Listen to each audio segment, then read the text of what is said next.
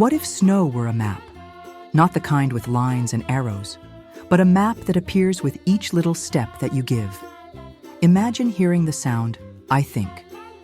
I think, under your boots, see the tiny vapor of your breath rise like dragon smoke, and suddenly notice a trail of tiny paws glistening in the pale morning light. That's how it all began. In the White Valley village, on the day of the first big snowfall, when the world went silent as if someone had placed a blanket over all the noise, Paws, a curious little dog with long ears and a constantly active nose, found tracks that weren't his. They were smaller, perfectly shaped paws, following in a line up to the mountain, where the elders said the wind whistled stories no one dared to hear to the end. "Are you seeing this too?" whispered Luma, Scrooge's owner, a girl in a yellow scarf who looked like a ray of sunshine lost in a storm. Scrooge responded in the way he knew best. He sniffed, sneezed, atcham, and tugged at the end of her scarf as if to say, "Let's go." The trail shone because the new snow made tlim very softly as the ice hit the crystals. Luma swore it was just her imagination, but Scrooge knew. Snow speaks to those who listen closely. With each step, clues appeared. A silvery hair caught on a pine twig. A small blue bell, like the ones used to decorate sleds, half buried. And a distinctive large mark, not from an animal, but from a door? That's right. An oval design, as if someone had placed something round on the ground and lifted it. A doorway? Luma thought, feeling her heart skip 3 rabbit leaps. Patinhas pricked up his ears. Up above, coming from the rocks, a warm breath escaped from the cold mountain, bringing the scent of moss, ancient water, and gingerbread? Gingerbread. "If there's a smell of cookies, there's someone baking," Luma said, half joking, half afraid. The wind responded with, "Oh," that seemed like an invitation. Or was it a warning? The shiny little paws walked steadily toward a crevice hidden by pine branches. Patinhas, brave as he was, stuck his nose between the branches and gave 2 short barks. Two, asking permission, as good explorers do before entering an unknown house. Then the snow stopped falling.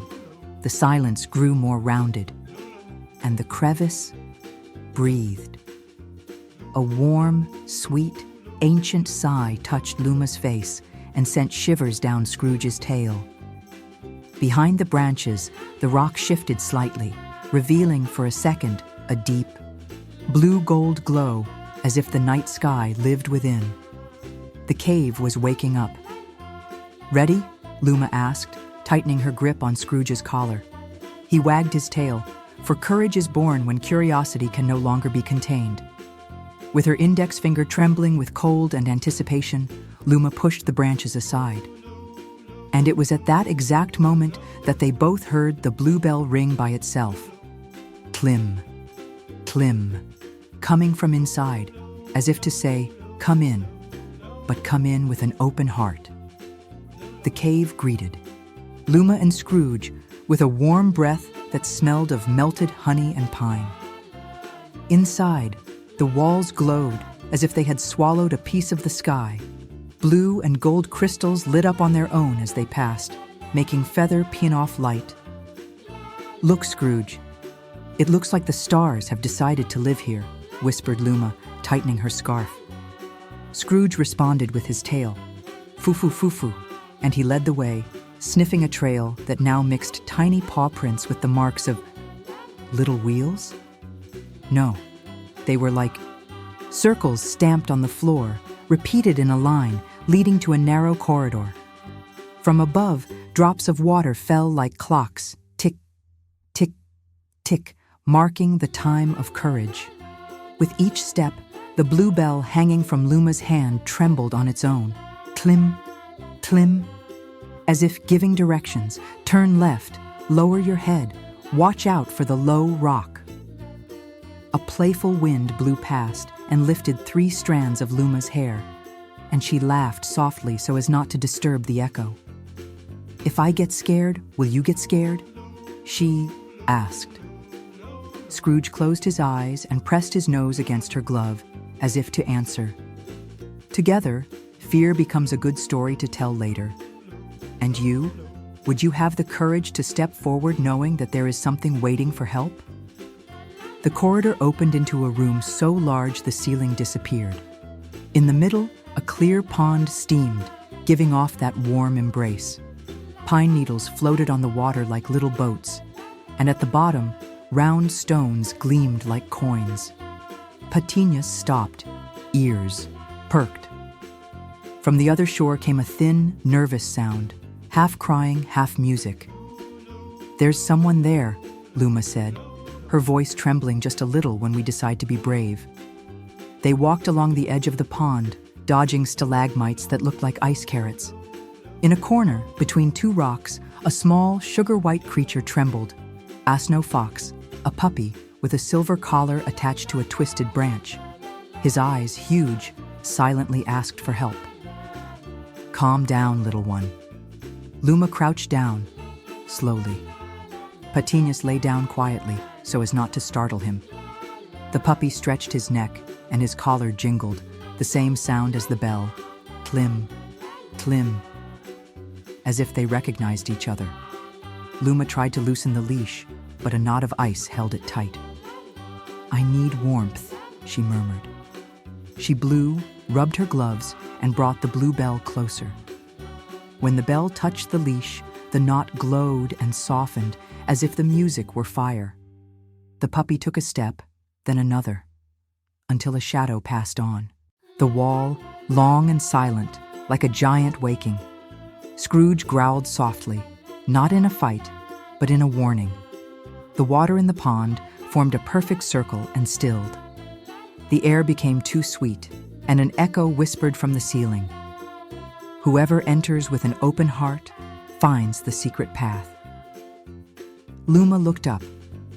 High above, outlined in crystals, a door of light appeared where before there was only stone. Pause. What if this is the map of the cave the snow wanted to show? The little fox rubbed his head, against her leg, pointing to the door with his snout. Luma took a breath, grabbed the bell, and held her friend's paw tightly. She took a step toward the light, and the door began to open, slowly, like a great eye waking to reveal what was hidden from the world outside. The door of light opened in a warm sigh, and the new hallway seemed made of snow lit from within. Each step of Luma and Scrooge lit up tiny constellations beneath their boots. Pen, pen. As if the ground were playing music. The little snow fox walked close by, its paws light, its silver collar responding to the blue bell with tlim shy. "Do you feel that?" Luma asked, her hand sweating in her glove. It was a mixture of good-natured fear and a huge desire to find out. Have you ever felt that too? That little tickle in your chest that says, "Go, but go with all your heart"? Patinhas raised his snout and pointed with his tail to 3 stones on the path, each with a design, a snowflake, a flame, and a drop. The bell vibrated on its own, indicating the order like someone whispering a secret. Tlimin the flake, tlim and party, tlimin the drop, and the corridor opened like a curtain. On the other side, inverted forest slept, hanging from the ceiling. Shining roots descended like golden threads, and from the ground, water stars were born, bursting like bubbles of happiness. In the middle, a bridge of dancing flakes appeared and disappeared with her breath. If I breathe fast, it breaks. If I breathe calmly, it holds, Luma realized, putting her hand to her chest. Shall we test it together? Inhale, 1, 2, 3. Exhale, 1, 2, 3. The bridge held firm, pen, and they crossed hand in hand, and paused too. A mischievous wind came rushing in. Wow! She scattered a handful of ice dust, and for a second, everything went white. Scrooge jumped forward, tugged at Luma's scarf, and the 3 of them huddled behind a shiny root. "Good one, buddy," she whispered, stroking his ears. being brave isn't about not being afraid. It's about caring for those around you, even when your stomach turns to ice. Ahead, the corridor led to the Aurora clock hologears turned slowly, pushing time upward, as if the seconds were flakes rising into the sky. In the center, a nest-shaped pedestal waited for something. Luma understood instantly. The mother bell is missing. The blue in her hand trembled, recognizing the house. Before she could snap it into place, a heavy footstep echoed, tum, tum. And one crystal bear emerged from behind the gears. He was enormous, but his eyes held the gentle glow of those who protect. "I am Brum, guardian of the unfading winter," he said with a blanket-covered voice of thunder. "To wake the clock, 3 notes must be played with the right heart. If they fail, spring loses its way." Luma swallowed hard. What if the village were frozen forever? The little fox touched his collar to the bell, tlim, giving the first hint of a melody. That was when the hall truly froze. From the shadows, a snow-cloaked figure unfurled like cold smoke, lilac eyes shining. "Let the clock sleep. Winter is where the stars dance softest." The voice was beautiful and sad, like that of someone who has been alone too long. Brum growled in a gentle bass, "He's back." The snowflake bridge behind them crumbled, plaff, cutting off the exit. Luma held the bell with both hands. Scrooge braced his paws on the stone. The little fox trembled, but didn't back down. 3 notes, Brum repeated, and courage in the middle. The figure smiled icily. "Then ring, if you can." And the dawn clock began to stop. Download as audio. The ice needle gave a jolt, tack, and the room grew colder as if the night had pulled back the blanket. Luma took a deep breath, felt her chest tighten, and decided, the 3 notes will come from what we feel. Brum nodded his gigantic head. First, careful. Luma lifted the blue bell between her hands and remembered how she holds Scrooge when he trembles with thunder, how she speaks softly so his heart can hear. She played a soft note, tlim, and the metal vibrated hotly. Paws nuzzled the glove, the little fox nuzzled her leg. "And you want to help? Imagine a warm hug. That's it." The gears gave off a peachy glow and gave half a turn. Clock. The snow-cape guardian blew frost, "Furrow!" trying to turn off the light, but care is like a fire that cannot be seen. It stayed lit. Second, courage, said Brum. Courage isn't shouting loudly. It's taking a step when your knees are still shaking. Patinhas went first, lifted his chin, and barked in time with a drum. To. Luma followed along, tapping her foot on the ground. You, and the little fox jingled his collar. Clinch. The bell responded with a firm note, lim, which made the ground tremble like a mountain's laughter. The clock pulled back the time a little more. Clock, clock, and flakes rose like bubbles. The shadow shrank a step, its lilac eyes blinking as if remembering an ancient sun and becoming embarrassed. Third, to share, Brum murmured softly, like a secret. The snowy figure rose, sad and beautiful. If the clock wakes, spring will take what's left of me. Luma understood. It wasn't evil, it was loneliness. She knelt on the pedestal and placed the bell in the nest, but not alone. Come, Scrooge, a paw on her hand. Come, little one. The little fox touched the collar. And you too, she said to the shadow. You can stay with us. For a second, everything stopped, even the air. The shadow hesitated and stretched out a thread of ice, very lightly, ringing the bell with it.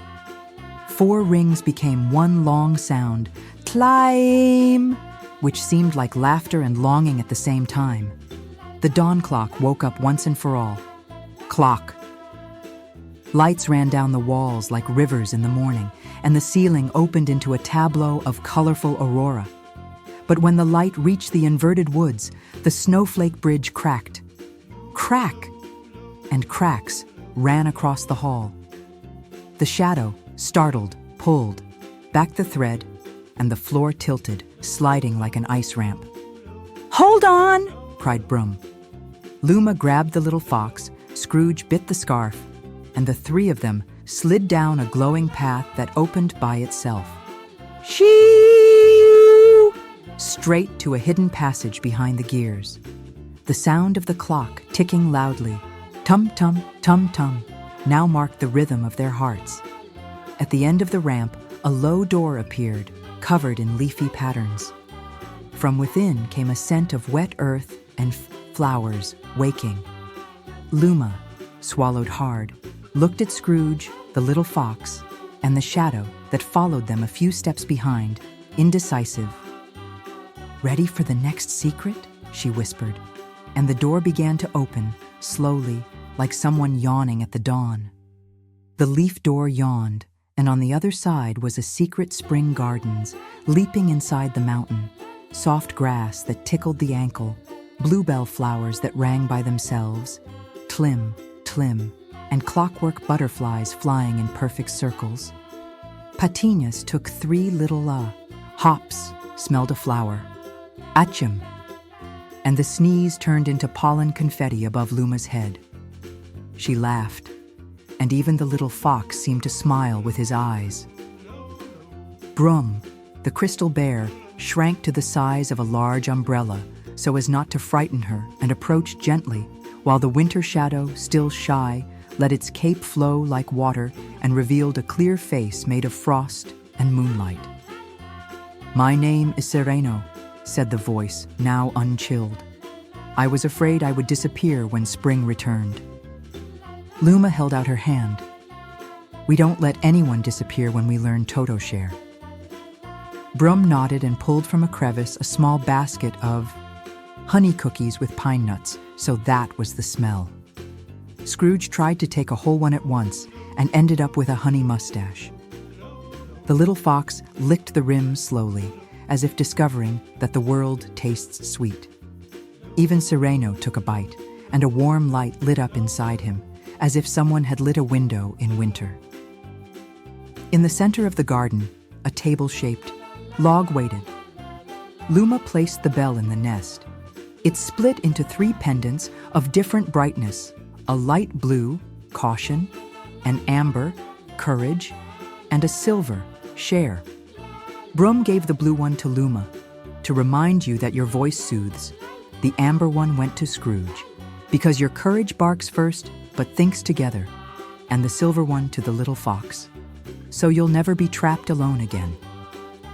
Sereno adjusted his cape and with a wry smile asked, "Can I be the guardian of the path now? Together?" Brum rested his forehead against his. Together. Time to go back. Onma's slide opened in a she-you, and the 4 of them glided laughing, with Scrooge in front, posing as captain, to an exit that led straight into the afternoon light. Outside, the aurora still painted the sky, even during the day, a gift from the awakened clock. In the village, the windows opened, and people saw flowers blooming on the thresholds and ice drawing hearts on the railings. It was decided on the spot. Every year there would be the first tlim festival, with honey cakes, Patinhas already approved, pine lanterns, and stories told in the bandstand. Luma promised to keep the cave's secret, but you know how good secrets work. They whisper only to those who listen with all their heart. That night, when everything was quiet, Luma put the blue pendant under the pillow, and Scrooge curled up at the foot of the bed, snoring. Foo-foo-foo-foo. 3 soft knocks woke the room. Tlim, tlim, tlim. On the window glass, the ice. Drew new footprints, not fox, nor bear, nor dog. They were footprints round, as if a bouncing ball had left a path up the mill hill. And high above, there flickered a mischievous glow, like laughter falling from the sky. Luma pressed the pendant. Scrooge's ears pricked up and his tail wagged. Tomorrow? She whispered. The tale replied, yes, yes, yes. And if you close your eyes now, maybe you'll hear it too. There's a new map being drawn in the dew, smelling of adventure, laughter, and warm cookies. Because where one story ends is exactly where the next begins. Want to find out with us?